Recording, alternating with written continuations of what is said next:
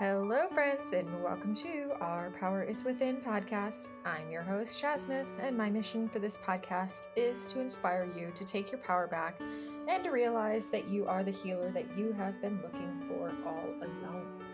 So, if you're enjoying the content from this podcast and the guests that I've had on the show, there are a few ways that you can continue to help support future episodes. As I mentioned each and every week, if you can click the subscribe button, you will have a new episode waiting for you in your podcast library each week when it releases. It really helps to leave a 5-star rating and a quick review on Apple Podcasts so more people can find the podcast. And of course, it helps for you to share your favorite episode on your social media and tag me at Our Power is Within. Or perhaps there's an episode that you know would be so wonderful for one of your friends that you could share. Lastly, if you do feel called to do so, there is a link in the bottom of the show notes that will take you directly to a tip jar. Okay, now that I got that plug-in out of the way. I hope that you guys all had fun moving your bodies this past week, and I hope that you actually continue to do so each day this coming week ahead. And my goal and my hope is that eventually it will become a part of your regular daily and life routine.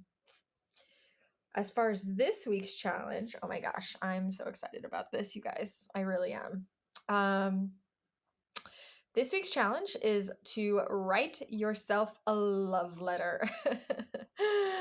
It doesn't have to be like pages upon pages long or take all day. I just want you to write whatever comes from your heart, short and sweet, and as long as it needs to be. And tell yourself all the reasons that you love you, all the reasons that you want to be your best friend, your biggest fan, your biggest cheerleader, and all the ways that you can trust you now. How are you committed to looking out for your best interest? How can you show up for yourself each and every day? What actions support this love that you feel for you? Tell yourself all of it. Even tell yourself every little aspect that you love about your body, your mind, your character, all of it. Did I mention all of it? And listen, some of us, we might even need to do some apologizing to ourselves or forgiving ourselves in the letter. And if that's the case, do that too. And bonus points if you can do this with a smile on your face and in your heart, even if there might be some tears streaming down your cheeks, which is also okay. And then when you're done writing yourself this love letter, I want you to wrap yourself in one big giant hug and say, damn, I really do love you. And thank yourself for this gift. And then save this letter for a rainy day. That's going to be fun. So, and if you're feeling inspired, you can take a screenshot and post it on your social media and spread the word. So you never know, if it doesn't have to be a screenshot where people can read what you wrote, that can stay intimate. But make a post that you did this and tag me so that I know that you did it and I can congratulate you and celebrate you. But you never know who else might see your post and then be inspired to do this challenge for themselves and what could emerge from that and the domino effect that could happen. So please, if you feel called to, share. Okay, on to this week's episode. So our discussion this week is definitely a juicy one. I have a guest, Dr. Melissa Sell, on today, and we are going to talk about all things German New Medicine and GHK, which is Germanic Healing Knowledge. We also do get into some exploration of germ theory, terrain theory, mind-body syndrome, psychosomatic pain, and so much more. When you hear us say GNM or GHK or German New Medicine and Germanic Healing Knowledge, these are interchangeable, and Dr. Melissa will actually explain more about why one versus the other and where it kind of morphed from in the episode. Also, let's see. I asked Dr. Melissa all the random questions that I have still had lingering about GNM, GHK, or questions that I often get from other people when I do introduce this idea of German new medicine to them. And I believe that she does a wonderful job of simply explaining her answers for me, and hopefully for you to have a better grasp on all of this new knowledge, or new to me knowledge, this paradigm shift. And yeah, I want you to remember that GNM and GHK is not a modality or a tool. It's not a specific type of treatment. As you will learn in the discussion, is actually just a knowledge or a deeper level of a unique understanding of our body, brain, and the healing from a biological program perspective. So, here's the thing. There might be some things that we discuss today that could be seen as controversial topics to some people. And you know what? That's okay. I leave it all open to your interpretation. I actually encourage you, if you are listening, to remain curious. We are all so quick to often instantly dismiss any theory or belief that is counterintuitive to what we have come to understand to be our truth in the past. And I don't know, this might be my little ramble, but perhaps there is no one truth, or maybe there is, or maybe we all have our own variation of truth. But what I do know is that, in my personal experience, remaining curious and being open to learning all different types of perspectives, even the ones that challenge our own current belief systems, has amazing opportunities for us. It gives us an opportunity to expand and to grow. So I think it's important at all the time, at different times in our life, to be open to these paradigm shifts. And for me personally, I love being curious. I love learning as much as I can about all of it, and then seeing what really makes sense, and wrapping what I can wrap my head around. And sometimes things don't make sense at first, and then down the road, it's like this light bulb moment where I remember this thing and it makes so much sense. So yeah, maybe that's why I have a podcast, right? I just love learning and asking questions. So it really works. um, I'm open to all possibilities of truth. And ultimately, I believe that only we can discern what is true and right for us. But with that said, if there's something today that is said that challenges your current paradigm, I am not asking you to change your mind, but I am asking you to stay curious. Ask more questions. And if you have questions and you don't know who to ask, shoot me a message and I will do my best to look for the answer for you. With all of that said, Dr. Melissa Sell is a chiropractor and a Germanic Healing Knowledge teacher. She helps people to understand their symptoms from a GHK GNM perspective. She guides them in learning to trust their bodies and teach them mental shifts for creating a deeper sense of peace and well-being. She has a wonderfully simple way of explaining this knowledge, and I encourage you to check out some of the links in the show notes to her YouTube page, where you will find a ton of free resources that she is always providing. And with that said, let's go ahead and introduce her to the show. All right. Thank you so much for being here with me today, Dr. Melissa. Hi, how are you? I am doing well, thanks. And yourself? I'm great, and I'm super excited to chat with you. I know, me too. So excited.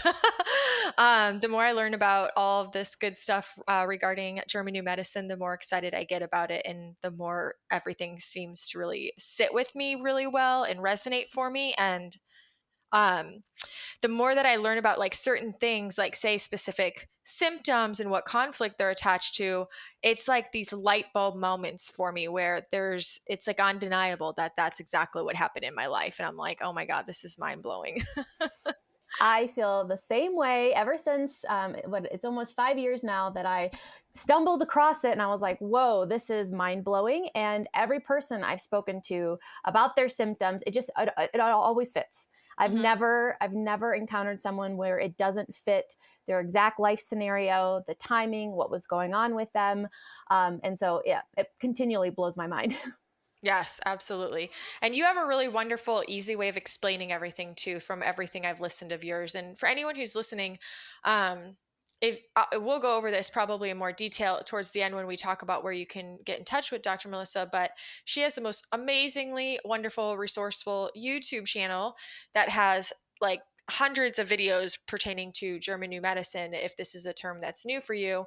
And I will attach a link also for the I think you have a 101, right? Like a, Yes. yeah, that's a really good one, a nice good introduction. So rather than us spending all the time today explaining what it is per se, because I have had somebody else kind of introduce it to the show, I'm going to just kind of go right in there and ask you some of the good questions that I get asked all the time by people. Cool. Sounds good. Okay. So, um, so the first question is that if based on the biological laws of German medicine, all what we call quote unquote disease and or symptoms in the body are a result of a conflict or shock, like AKA shock trauma. So what I'm wondering is if you have a way to explain how historically um, we had much shorter lifespans back before modern medicine. And so there's a lot of information out there that correlates our longevity and our increase in longevity with modern medicine. And there's this assumption that we live longer because of the medicine. But with the knowledge of German new medicine, we know there's actually a lot of modern medicines that actually hinder our healing rather than support it. So I'm curious what your thoughts are on why that shift happened and why people didn't live so much longer back in the past. Um, do you have any insight to that? Well, I would say we'd have to look at, more factors than just modern medicine, because what else changed around the time that lifespans started to increase in length? We had a lot of different conveniences. We started paying attention to, there were inventions that were created for being able to, have electricity and plumbing and all sorts of amazing technology came on the scene that made life a lot easier. And so when you think about, when we were living in really crowded conditions and really, toxic environments where there's just like filth and feces and rats and you're living amongst filth. And it's not because of, the bacteria and the germs were just everywhere. Think about what that experience is like. Have you ever been in a filthy environment packed in with like tons of people? Like what would that experience be like? A lot of disgust, a lot of territorial type of conflicts. And so when you're looking at it through the German new medicine lens and through the biological laws, you just start looking at more factors other than, this is pre-modern medicine and post, and that's the only thing that changed. Well, it's not the only thing that changed. A lot of different things about lifestyles and how people were living were extremely different.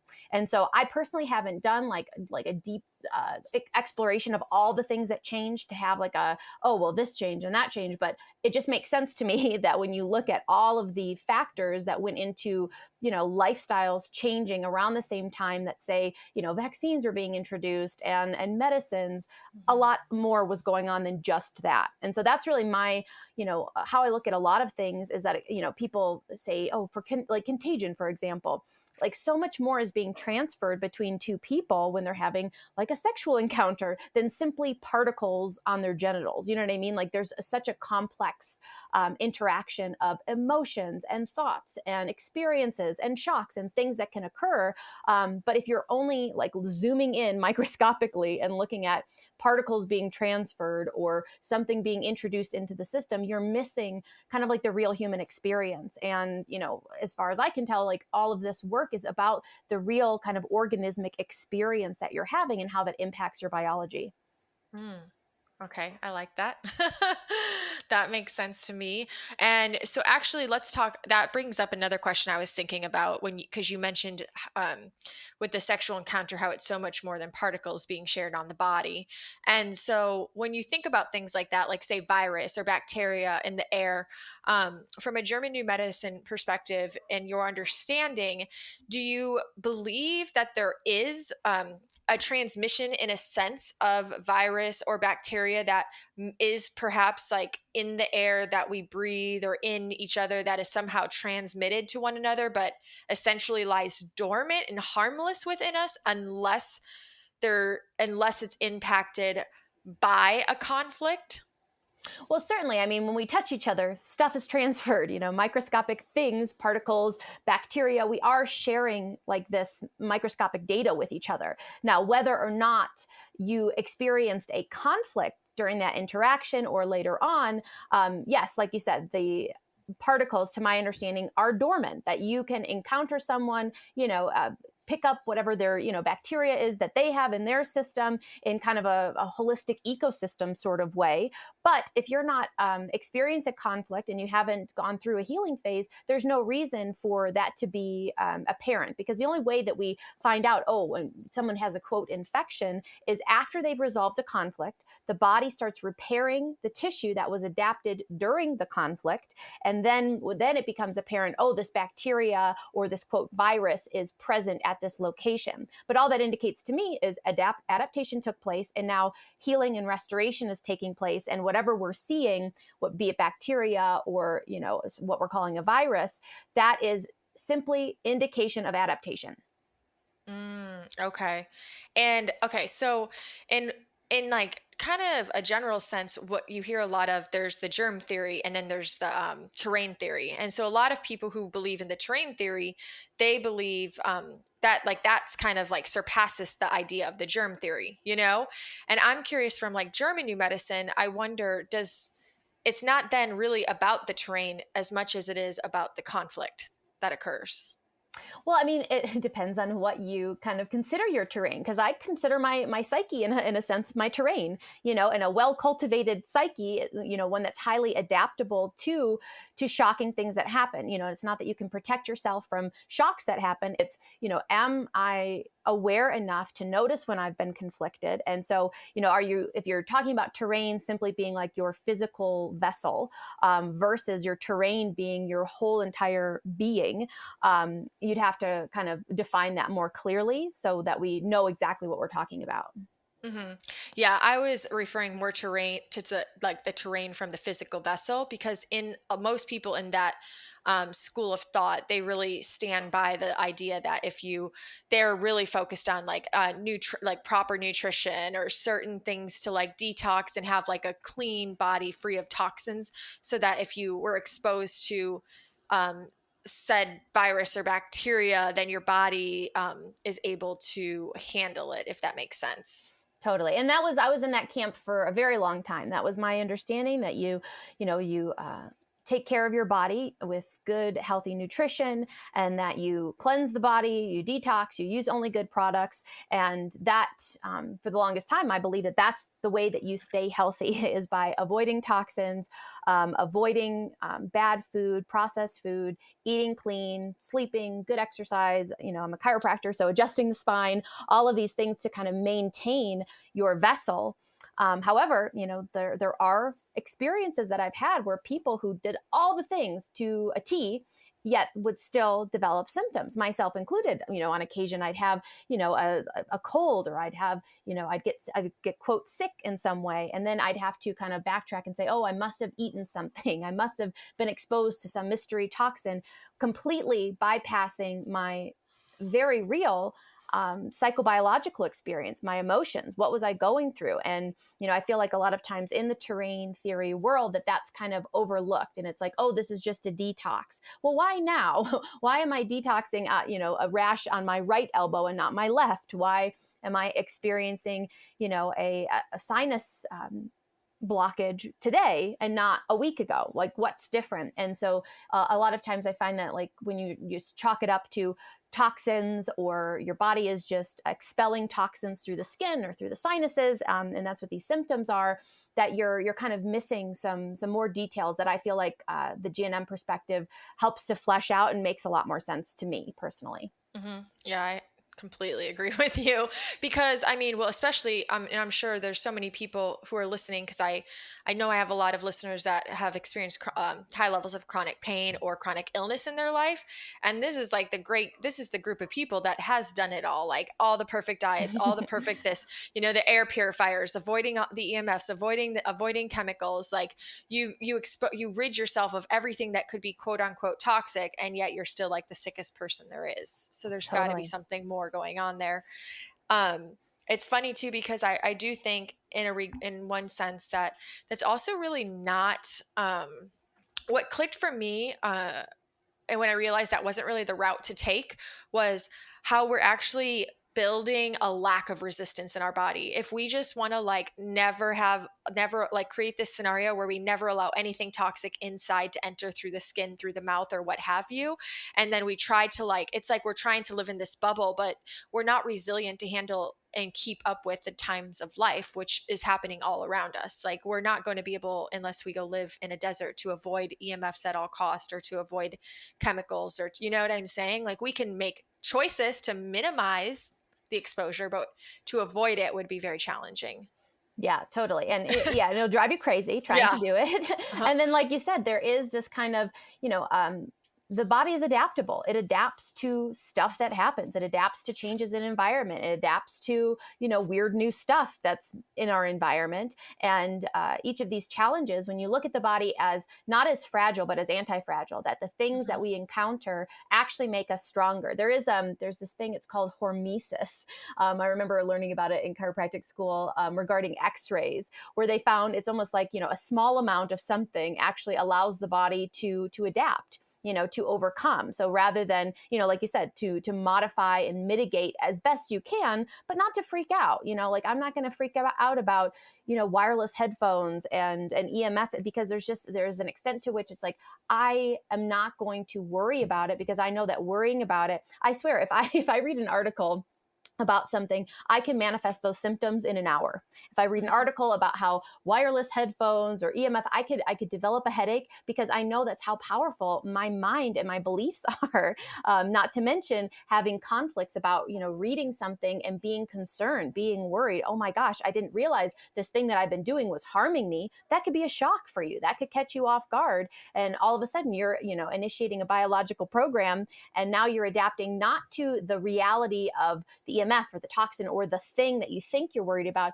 It's the fear. It's the Mhm. shock of, oh no, this is a bad thing. I might not be safe. I might not be okay. And so I prefer to take the approach of, I'm indestructible and my body is highly adaptable. And I'm going to do my best to, avoid very obvious things that I believe to be harmful, not innate, not, genetically congruent with my system to the best of my ability. But beyond that, I'm not going to worry about it, because I just have found that it doesn't serve me.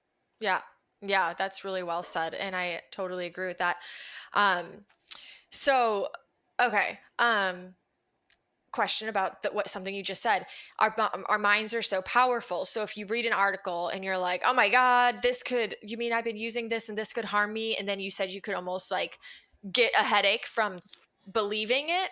How does that get explained from German new medicine if we're not experiencing symptoms until we're in resolution? Well, so I think that there can be just purely kind of psychosomatic things like, oh my gosh, I'm afraid of something, and that I can manifest a headache, in absence of like a shock and a conflict, that I can create those symptoms beyond a biological program. Or it could have been a biological program that was initiated, that I had a conflict, I was freaked out about something, and then resolved it. And that could be the result of that. I've experienced both, where I'm like, I don't think I had a conflict. But then again, if I'm not having a brain scan every time, this is something that, as you learn and incorporate this into your experience, you have to just start paying attention, because I don't know what it's like for you. I don't know what your experience of conflicts are like. I don't know what your unique perception is. But for myself, I know that if I start freaking out about something, I can manifest a headache like that.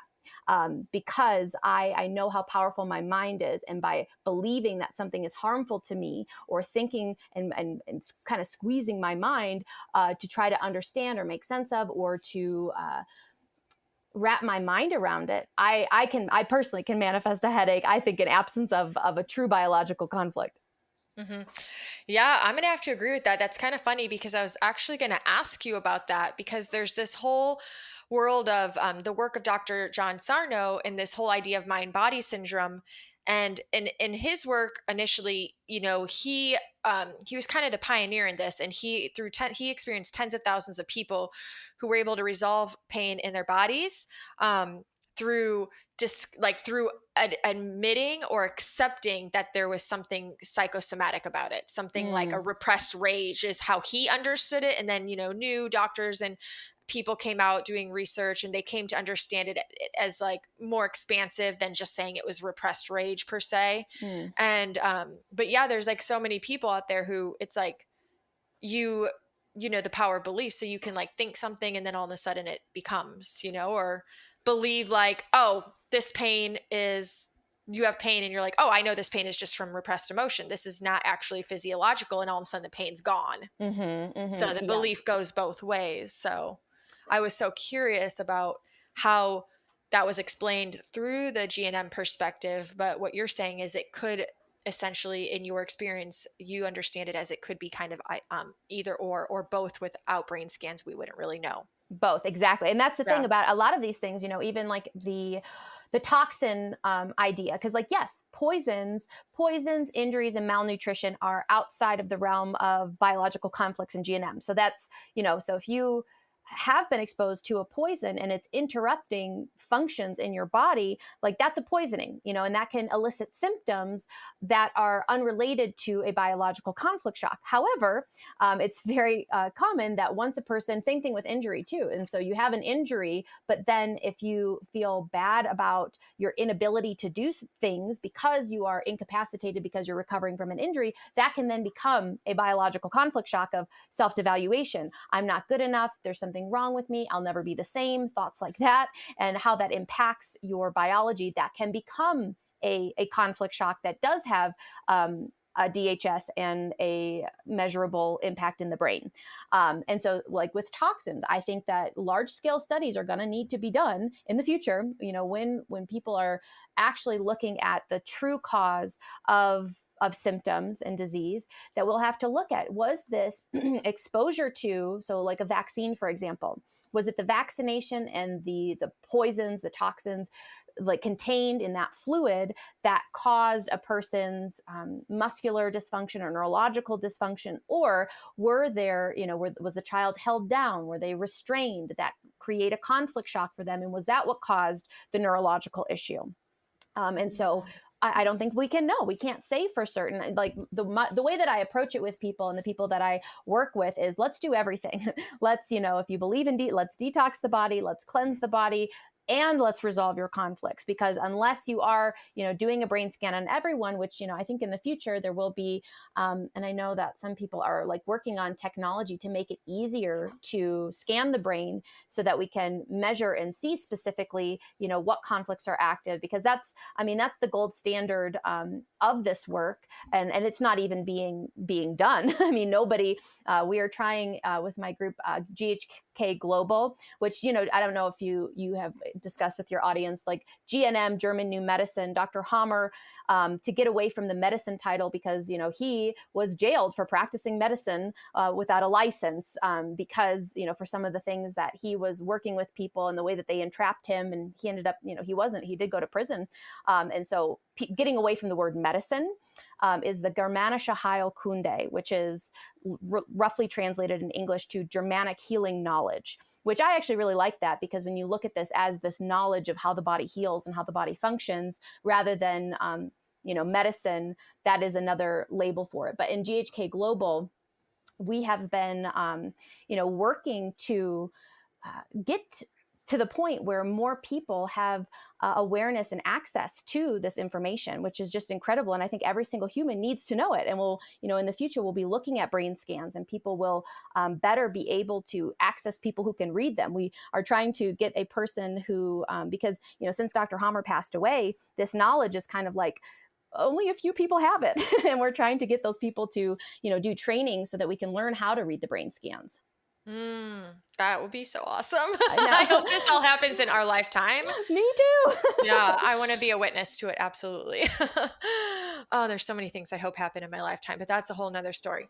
Okay, so that totally makes sense, and that explains so much why you get the person who has like an actual injury. And then we know that the bodies heal. And so like, even if you have a clean break, you're in a bone, it heals and it comes back actually stronger.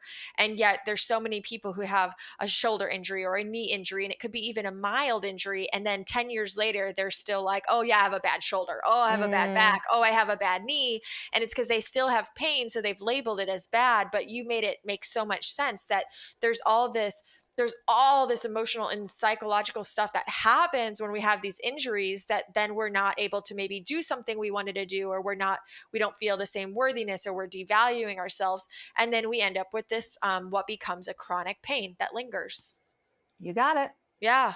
That makes so much sense. Okay. it. um, I do want to go back to one thing too that we were talking about a little bit ago regarding the terrain theory and all that.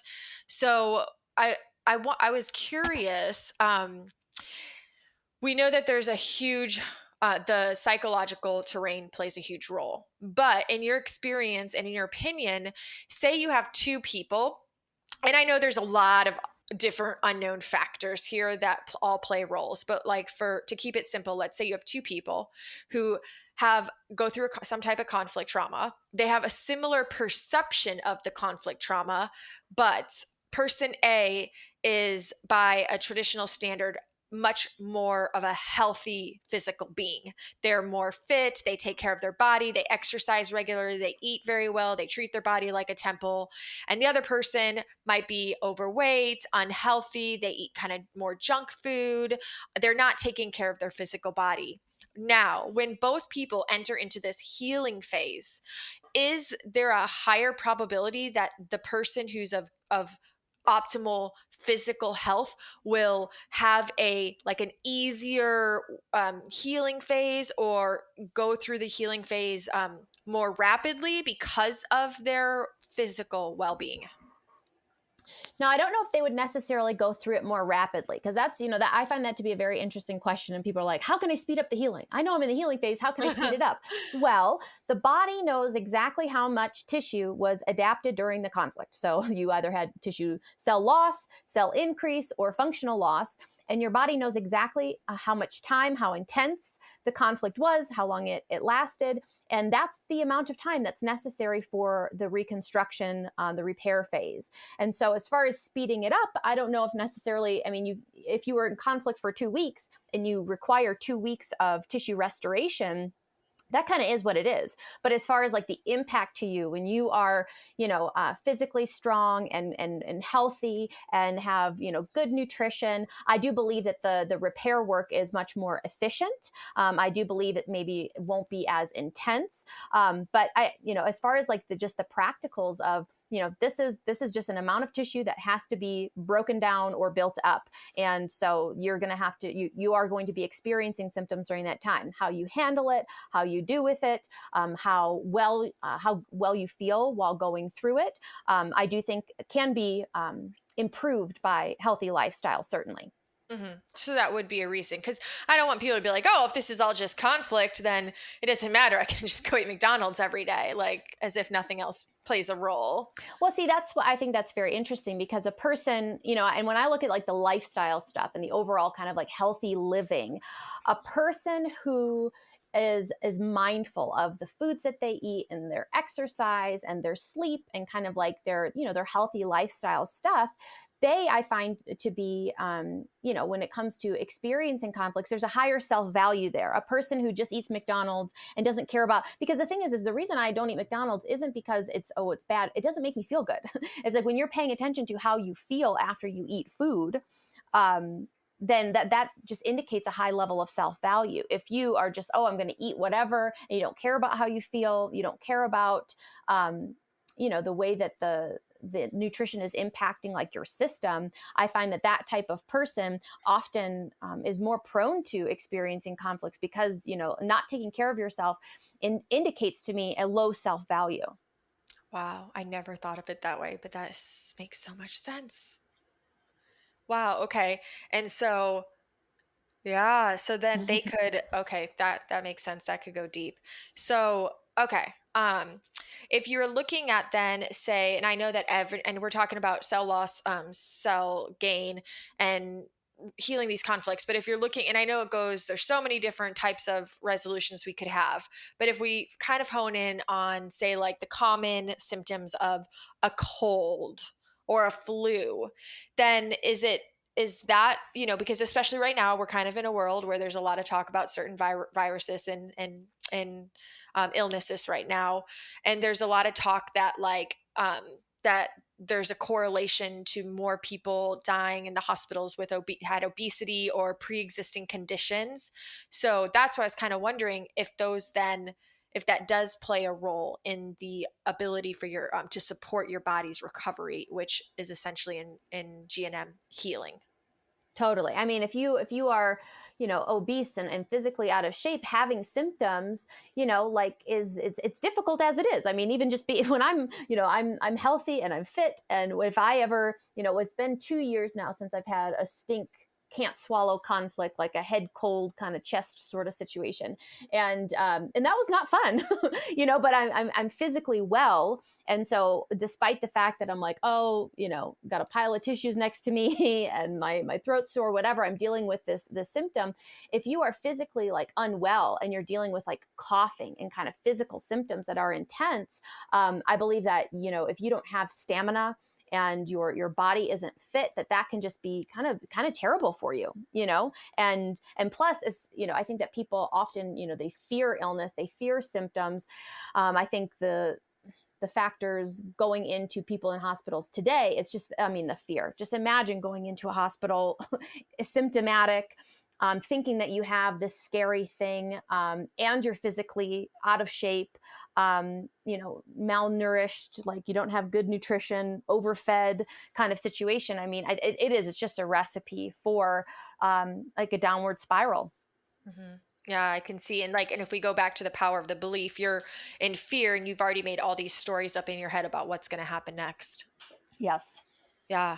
Okay. So how do you explain then? How do I want to say this? Okay. Let's go with an easier question first. In GNM or GHK, the perspective is that people aren't like, there's not just a virus that's getting passed on contagiously that is the root cause of getting somebody sick. But yet the question I get all the time is, well, how do you explain how the kid comes home with a cold and then the parents get sick too? Again, we have to look at more factors than just particles, because when somebody is sick, when someone's got symptoms, I mean, you have to look at what did that child experience, what were they going through, how is the parent feeling now? Oh, I've got a sick child. When you are with people, we share energy, we share emotions, we mirror each other. We've got mirror neurons, literally, that are intended to help us mirror other people's emotions back to them. There's resonance there. Actually, a friend shared an article with me today about like biophotons and like light, and how light is like the best communicator of information.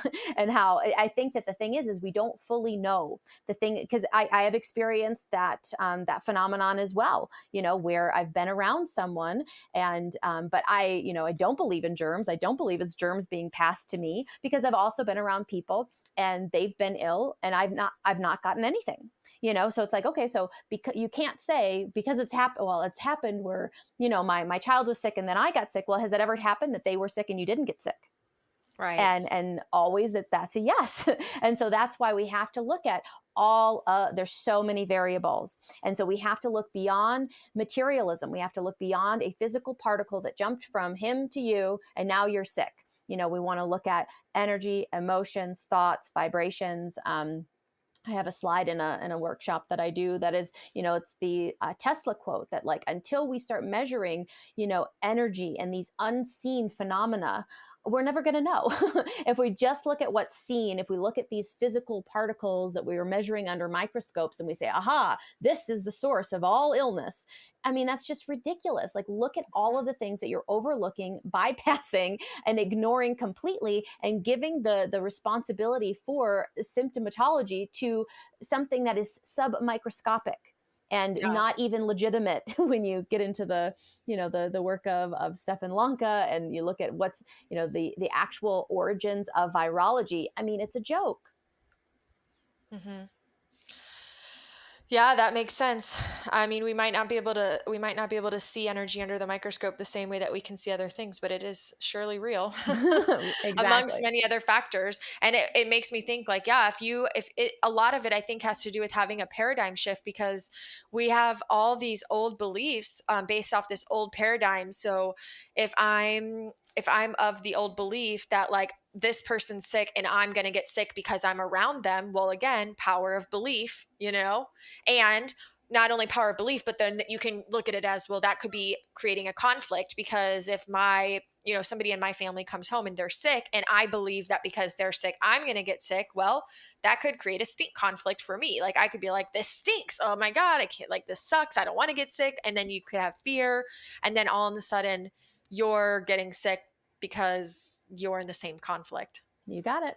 Yep. Yeah, I can't swallow this. I can't accept that my child's sick, that they went to school and got sick. Yeah, this stinks. I can't swallow. I mean, and you can just see, yeah, maybe there is more going on than simply, Johnny coughed on Susie and now Susie's sick.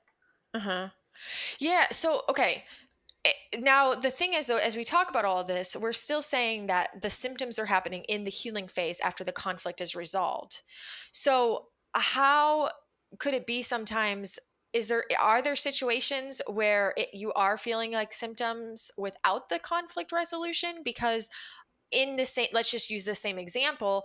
If I find myself getting worked up and worried and feeling like this stinks and I'm in fear that I'm going to get sick, and then all of a sudden I have a cold, but I haven't actually ever came to peace with that conflict. How does that happen? Well, see, you must like, in order to manifest the symptoms, from the GNM perspective, you experience the conflict, you resolve the conflict. So the shock moment. So maybe you're still, oh gosh, am I going to get sick? But you've resolved the shock. So that's the thing that's unique about the GNM, like understanding the biological conflict shock, where it's not a psychological. It's you being caught off guard by something in a moment, feeling isolated, feeling I can't handle this on my own, essentially, and that's where the body steps in, starts adapting. The sinus cavity, the throat, the tonsils, whatever organ is necessary to help you to survive the situation. And so you may have only been like really conflicted about it for a brief period of time, and then you resolve it. And so you may still be preoccupied mentally with it, but that's why we have to look at the biological aspect. If I'm exhibiting symptoms, but then again, like we talked about earlier, kind of like with the psychosomatic stuff, I remember one time what was it? I was being super paranoid. This was pre-GNM. I got an x-ray because like my friend had to do an x-ray on me in chiropractic school of my neck. And I got super paranoid about radiation in my thyroid. And all of a sudden my thyroid was swollen, I swear. And I was like, why because, I was freaked out about it. And I don't know, was that a conflict, or was that me just kind of psychosomatically freaking out about something, bringing so much energy and attention to it that created those symptoms in that moment? And so, yeah, I think this is a very interesting conversation, and one of those things that, that unless we look and study kind of both phenomenons with the brain scan, it's kind of hard, I think, to say exactly. Because like you said, if you can manifest symptoms like almost immediately, did you have a conflict and resolve it? Or are you kind of psychosomatically creating these symptoms? Okay. And this is the first time I've heard this. And this makes so much sense too, is that you could have resolved the shock part of the conflict and still have like the mental chatter, the mental concerns, but The you have. biology, yeah. Yeah, okay, that makes a lot of sense. And okay, so and then we can actually get into this whole concept of like maybe the cold eventually goes away, but then some people have like lingering colds or lingering sicknesses. Or in the world of chronic illness and chronic pain, we have this kind of ongoing chronic development of stuff. And that's where we're looking at what's called hanging healings, or extended tracks, correct? Yes. Okay. So, um, can you explain for people listening, maybe it's like two-part question. Maybe first explain an extended track and give an example of it.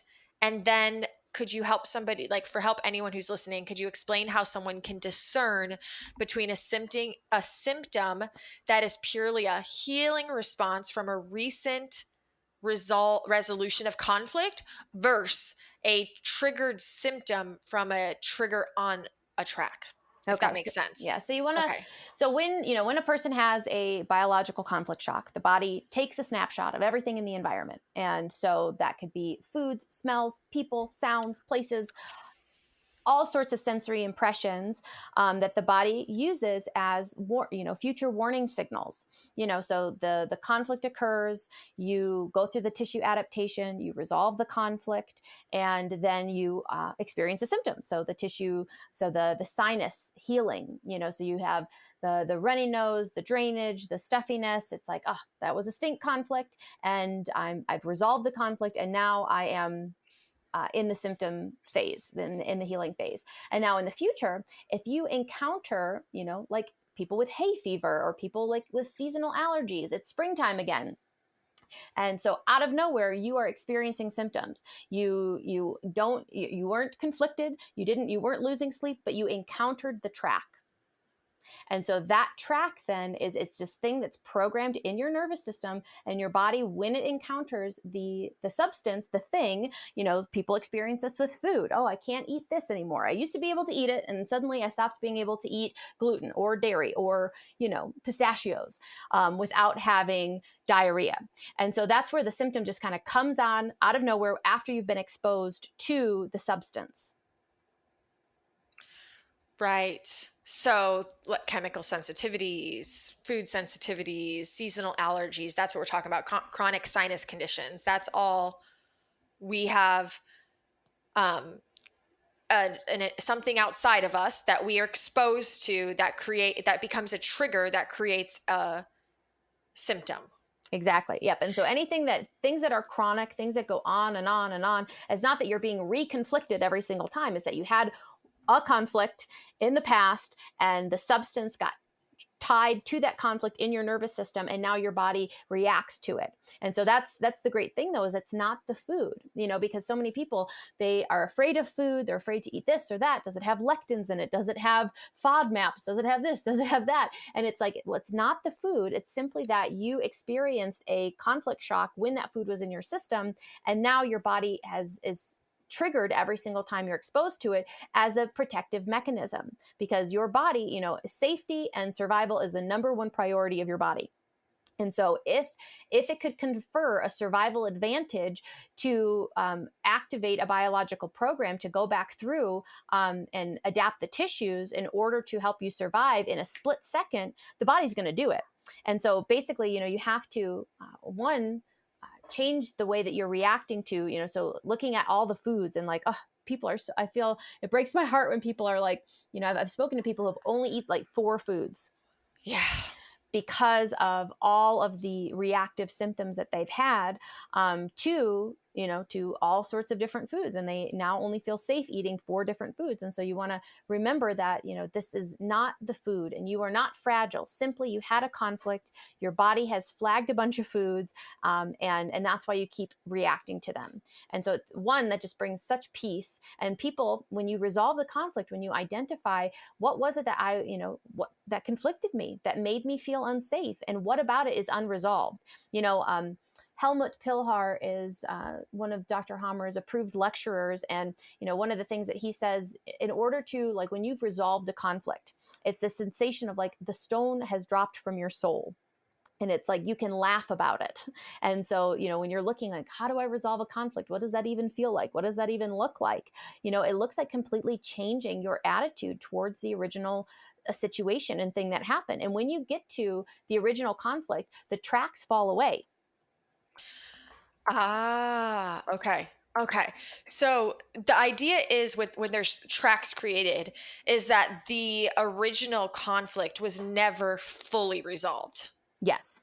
It was maybe the shock of it was resolved on some level, but the deeper sense of it was not resolved. And so the brain scans environment, finds something in the moment of shock, brain scans environment, and it's like, oh, that must be what caused the threat. That must be what caused this shock, this trauma. And then it's like got an alert, like where now whenever it experiences that, then it's like trigger warning, this trying to save us from having that shock again. Yeah, and it's not that the substance is what caused it. So like Right. for like if if you're an animal and you're drinking down at the water hole and there's a juniper bush and then a tiger comes out, when you encounter a juniper bush, there might be a threat here. There might remember that time that we were down at the water hole by the juniper bush and the tiger came after us, so now the juniper bush, that's how it gets, so it's not that the juniper bush is the threat, but Right. it is, yeah, it's that indicator of threat. It's Exactly. what the brain perceived because the brain was just scanning the environment to have something to cling to as an explanation in a You got it. sense. Yeah, okay. So sensitivities, conflict needs to be resolved in your experience because what I've experienced too, like just is generally it's a really sad thing because somebody who's like, oh yeah, I have a sensitivity to gluten. You're like, oh, it's just a matter of time before you have a sensitivity to everything in life. Like it tends to be that when you start eliminating one food and you develop a fear around food and like you kind of get this fear and before you know it all of a sudden you have an allergy to dairy and then you're allergic to peanuts and then you're like quote unquote sensitivity to whatever, some other food content. Do you think that this is a culmination of tons of different conflicts that are happening at the time that that specific food was taken in? Or do you think now it's almost like these residual conflicts that are happening from the fear and all the other stuff that's happening in the psyche from the first sensitivity? Yes, and so that would be like the extended track where everything just gets tacked on, where you're responding to your body is responding to the track from the original conflict, but now you are conflicted because you're eating something and now you're freaking out and I can't digest this, I can't process this. And so yeah, things just get tacked on and like you said, it becomes this kind of snowball effect of one thing after another where you feel so like fragile and vulnerable to everything. Yes. Okay. So in that situation, does the person still are they going to still experience relief when they resolve the original conflict or now do they have like 10 different conflicts to resolve in order to feel better? That's a great question. Because yes, the extended you're going to have to resolve your reactivity to things and your hesitation and your fear and your, oh my gosh, I can't stomach this. I can't tell you how many people that will eat something and then they constantly, they're like, oh my gosh, am I going to react to this? Am I going to break out? And then as soon as it happens, like it's this weird cycle that they're in related to, their responses to the food, their fear of the food. So you do have to resolve that and you have to resolve the original conflict. Okay. Okay.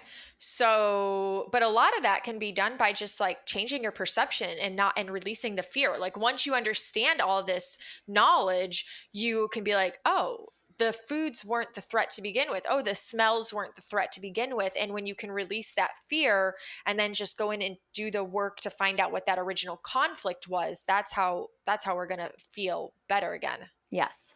Now, how does somebody just figure out what the original conflict was to know what they need to resolve? The And so million dollar question. that's the $1 million question, and that is, the and it can be an interesting process and difficult for some people. And part of it is because, in an attempt to protect you, the body, you do often forget these things or you adapt to them so much because the fact that the conflict occurred, so that the thing was so conflictive for you that your body had to step in. And as soon as the biology starts adapting, you do kind of learn how to like sort of live with it because otherwise if you were so intensely preoccupied with this conflict constantly, you wouldn't be able to do anything. You wouldn't be able to function, Mhm. and so when the body steps in, there is a sense in which that the conflict kind of goes out of mind. And so we do have to kind of put you back in your shoes at that time and help to see how were you seeing the world like around the time when you think that this thing first began. You have to scan your experience, and you have to ask the right questions and be curious. And the thing that I encourage people with is that your mind knows all this information is stored inside of you. Your subconscious mind knows exactly the conflict, the moment, how you felt, what you made it mean, how you perceived it, everything about it is all stored within you. And Mm. so by, the way that I help people, and what has worked best for me is awareness, is by paying attention to patterns, paying attention to my reactions, because there's so many clues, when you are trying to go into the past and try to figure everything out, often you just, because even once you kind of have this model, your brain, if you can't think or remember the thing, it'll kind of invent, oh, I think it was this, or maybe it was that. And you could be, completely inventing a scenario that didn't even really happen, because your brain is such a good, problem solver. Once you kind of have this framework, it's like, oh, was it this? And that's why paying attention to your reactions now, trusting that, looking at your dreams, are when you've had a conflict that's been ongoing, who do you dream about? What do you dream about? Your dreams can reveal to you themes of conflicts. And often it is a moment where it comes to you, where it flashes in your mind. It didn't come like after a bunch of digging and then I found it. It just is like this awareness moment. And so what I teach people is to elevate your awareness, your ability to pay attention to your reactions when you encounter things and people and situations, so that your mind can give to you, provide for you that moment, and you'll have an awareness, and it's like you'll be there and you'll remember it. It's like you're in that moment again. And you'll Mm. be able to say, oh gosh, this is, how did I live in that moment, and what made it so that I was so isolated and so caught off guard, knowing what I know now. And that's why kids like grow out of allergies or grow out of asthma or grow out of, issues they had when they were young, is that there's a, and they're not even conscious of this process. But what happens is you kind of grow out of it, in the sense that I can't be affected then. I can't be affected now in the same way I was affected then. I'm a different person. I'm older. Like, I can't be hurt in that way. I can't be controlled in that way. I can't be scared in that way, because I know more things now, and so that's how these conflicts kind of just spontaneously resolve. And so often, in order to resolve kind of long-standing things, you want to look at, gosh, how could I have been, like, what do I know now that I didn't know then? And how much safer am I now? And how, this thing can't happen again. Like, when you get that sensation of, this realization, what happened to me then can't happen anymore. That's one of the keys that often helps the conflict fully resolve, is that deep realization. Okay. Yeah, and then this, you said that made so much sense. You said this is why often kids grow out of like things like allergies that they had when they were a kid, or different things that they're experiencing. But this is also an explanation as to why you might go your like whole entire life and then all of a sudden develop allergies out of the blue. Like, Yep.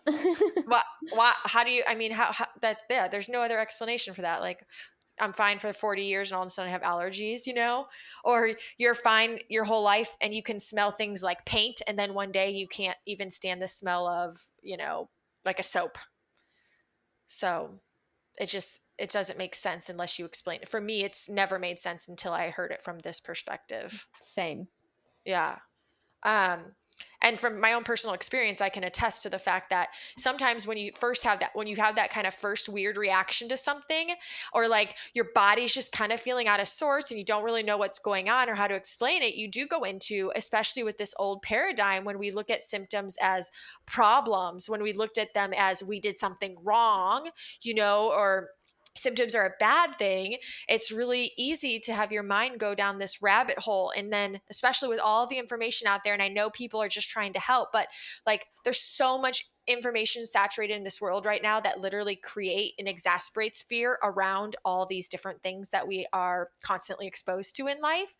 And I remember literally like feeling a little off and weird, and I seriously started scanning my environment, like, oh, it must be this paint because it smells funny. And it's like, I've painted like walls and I've done artwork and done all this stuff with paint my whole life. Like, why would that paint suddenly be the problem? Do you know? And then it was like, oh, then it must be this, then it must be that. And you have this like just roller coaster of fear around, and you start to become so afraid of all these things. And yes, you start to become, you believe that you're fragile rather than, as you Mm-hmm. say, anti-fragile. You start to lose that confidence in your resilience. Totally. Yep. Yeah. And it is. And when you see it, and that's the thing about all of this, is that it just makes so much sense when you look at it through this perspective, when you understand just biology, I mean, this is ancient stuff that we're dealing with. These are ancient programs embedded in our biology for survival.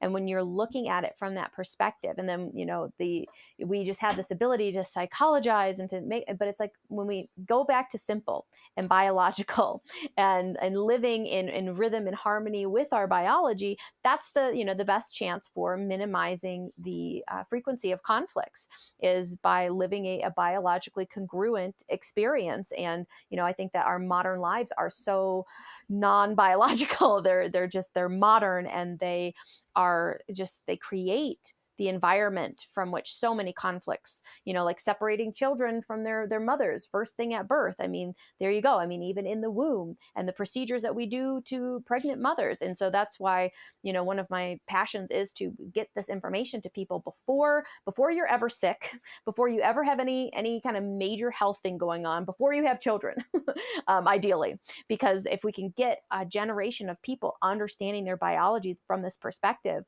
I mean, the way that our society would change would be, I think, incredible. Hmm. I agree. I agree. And then the thing is, too, I wanted to point out is that nowhere either does, at least in my experience from what I've read, researched, and listened to, this GHK, this knowledge isn't saying that there's not a place for certain medicine in the world, for certain Western medicine or Eastern medicine, if at that, because there are times that medicine can absolutely support us while we are going through a healing phase, right? Absolutely. And yes, Yes. yes. And I think that is a different perspective than I used to have, for sure, by understanding, oh, this biological adaptation, like surgery absolutely can be the necessary and helpful thing for a person, because of the fact that there's just so much tissue adaptation. And you think about animals, and in nature, we wouldn't be like dealing with conflicts for years and years and years and years, to the point that we'd have a colon tumor that's so big that it would block the passage, so normal functions can't take place. But in humans, that happens, conflicts that go on for years. And so in those situations, it is not a failure to, quote, not do it naturally and to go get a surgery. That's exactly what you need to do, Mhm. and medical support. And when we are able to kind of bring it all together, the high-tech medical support that's available, which is, wonderful. And you want to use it for truly life-saving things. We don't want to just be on pills for the rest of our lives, unless, in certain situations, like with the thyroid, for example, if you had an ongoing conflict of a morsel, feeling too slow to catch a morsel, feeling too slow to get rid of a morsel, and it's been an ongoing adaptation, every single time your body builds up cells to help support you, to get through the conflict. When you go through the healing, the body breaks down cells, and then, but if you build up and break down and build up and break down, eventually that original tissue, part of it melts away, it decomposes, because you've gone through so many cycles of this adaptation, to the point that your thyroid is not producing adequate thyroid hormone for you anymore. And so in that case, supplementation is necessary in order to support your system. And so there are situations where, even taking medication is a sound and wise thing to do, based on, but you want to base it on the biological understanding, not the, oh, my body just attacks itself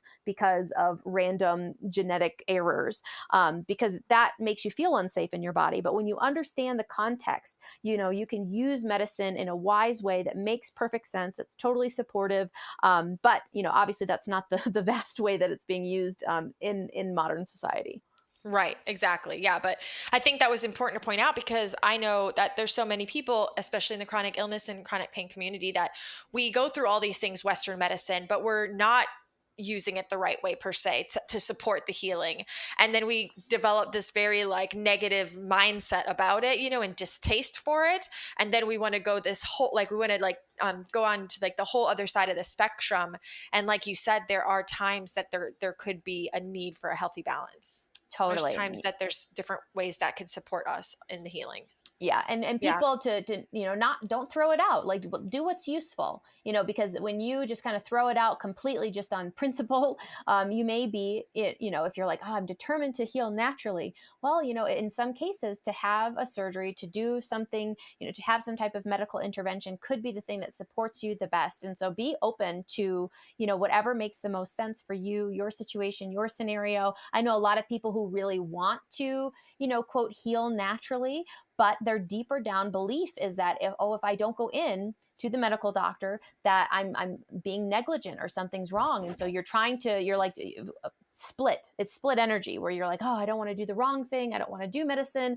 I don't believe in it, but I also kind of fear not doing it. And so that's why it's so individual. It's so unique. Every single person, you have to decide what makes the most sense to you. Like using the GNM, the holistic natural stuff, terrain theory, you have a unique mix of like all of the belief systems that resonate and make the most sense to you. And if you just take somebody else's advice, there's always going to be this split. And that's why I really encourage people to, believe in your own ability to understand what's going on in your body. Like, I think that every human has the capacity, and the ability to kind of make these decisions from their own perspective of like, yes, this makes sense to me. No, that doesn't make sense to me. Yes, I'm going to do this. No, I'm not going to do that. Rather than just taking opinions from other people, and it's not that, opinions, they can be helpful and helping you to just kind of decide what does make the most sense to you, but ultimately you are the decider, and taking 100% personal responsibility for your health, I think is the only way for people to truly be empowered. Yes, absolutely. Thank you for saying that. That is a great way to end it. If you would just be willing to share with everyone listening where they can connect with you. Yes, I'd love to. I have a Telegram channel. I also have an Instagram, where you can find me at Dr. Melissa Sell, drmelissasell.com. And then, like you mentioned before, my YouTube channel is normally the first place I send people because there's just a lot of stuff to dive into there. You can get the 101. I have specific tutorials like on the thyroid, the kidney collecting tubule, so you can understand, these basic programs in a way that it's like, oh, and you have to see it for yourself. I mean, that's the thing. You can't take this work on somebody else's description of it. When you see it, you'll know. When you say, oh, this is what happened, I resolved it. Oh, and then I got these symptoms. Oh, I remember, this, I was going through a breakup and that's when I started being allergic to cats. It's like you'll start to see these things about your life and it will be undeniable to you, and it won't be hearsay. It will be your own personal experience, and that's the best teacher. Yes, absolutely. Yay. Well, thank you so much for sharing today. I love everything we got to chat about, and I love your explanations of things. It makes so much sense to me, and I really appreciate it. Yeah, thanks for your great questions and for having me on. All right, friends, that was Dr. Melissa Sell. What are your thoughts right now? I am curious. If you have any thoughts that you want to share, comments, questions, feedback, I would love to hear from you. You know how to get in touch, email or DM me. In the meantime, I want to share with you a little story of an experience that I had. And up until my understanding or current understanding of GHK, I thought it was all just this independent and random series of events. But when I started understanding and studying more this paradigm shift, I started connecting the dots and it made so much sense. So I thought a personal experience and story might help somebody who's listening. So if you still have time, bear with me. Okay. So I'm traveling in another country. I find myself in this town, and it's the middle of this 10-day insanely crazy loud festival that is happening from 5 a.m. to 2 a.m. every night. It feels like the music is right outside the wall that I am sleeping behind, and it's pounding. I can feel it in my body. And I become very restless. I'm irritated. I have all these thoughts that this stinks. Ugh, I can't believe this is happening to me. Woe is me. If I don't sleep, I'm going to get sick. And these thoughts, this stress, this fear, keeping me awake and disgruntled. This goes on for a couple nights. And on the last night before I head out, I have a wonderful sleep as the festival comes to an end.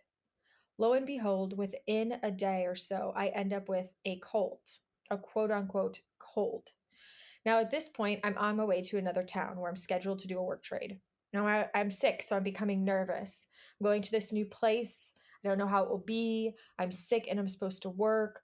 Um, all these thoughts. Upon arrival, I start to worry more. Oh my God, it's wet here. It's cold. It's moist. I didn't know it was going to be so cold. Oh, I'm making things up in my head. Oh, cold and moisture are not good for being sick. How am I going to get better now?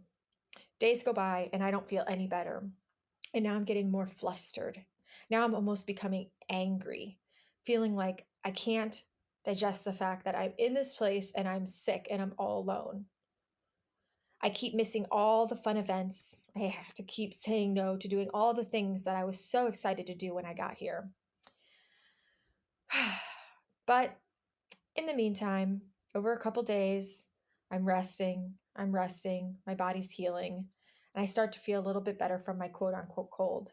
And then one day it eases up enough that I decide that I can go outside and do some movement, some exercise, which is so fulfilling to my soul, so healing mentally. So I do this exercise and I'm even feeling better. And I had this fantastic idea that tomorrow I'm going to go on this adventure that I've been waiting to go on with this group of people. The morning comes, I'm feeling good enough for this adventure.